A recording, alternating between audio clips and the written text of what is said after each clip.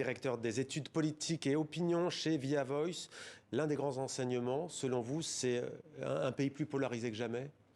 Oui, je pense qu'il y a plusieurs lectures qu'on peut faire de ces résultats. La première lecture, hein, c'est celle des résultats en tant que tels, avec effectivement une poussée du Rassemblement national qui s'est imposée, qui s'est installée comme une force politique en France. Hein. Marine Le Pen, il faut le dire, elle gagne plus de 3 millions de voix entre 2017 et 2022, donc c'est quelque chose de non négligeable. Au contraire, Emmanuel Macron, même s'il est largement réélu, qui s'assoit sur un électorat qui est solide, lui perd un peu plus de 2 millions d'électeurs. Ça, c'est la première lecture. Et puis la deuxième lecture, c'est effectivement ce que vous avez dit, cette fracturation de l'opinion, de l'électorat français. Moi, je vois trois fractures qui me semblent très importantes. La première, elle est territoriale, effectivement, et géographique, avec un quart nord-est français qui a massivement voté Marine Le Pen, et puis, je dirais, tout l'arc atlantique qui a voté massivement Emmanuel Macron. Pour ce qui concerne la métropole. Pour ceux qui sont dans la métropole. Et ensuite, effectivement, toujours dans les territoires, les communes rurales et les grandes villes avec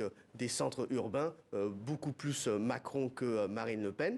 Et puis le deuxième chiffre, vous avez le dit, hein, c'est évidemment les départements et territoires d'outre-mer, massivement sont reportés sur le vote Marine Le Pen. Et enfin, je dirais le troisième élément, sans parler de l'abstention dont on évoquera juste après, c'est le clivage générationnel avec des jeunes qui sont divisés entre deux blocs.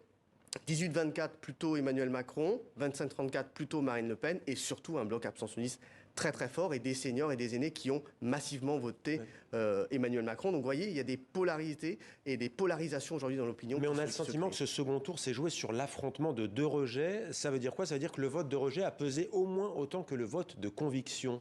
Oui, c'est vrai. Je pense que les mesures que l'on a établies sur les jours de vote le montrent assez bien. Vous avez à peu près 50% des électeurs, autant Macron que Le Pen, qui disent avoir voté pour leur candidat par adhésion, autant que par exclusion, je dirais, par défaut, pour faire barrage à l'un ou à l'autre. Je pense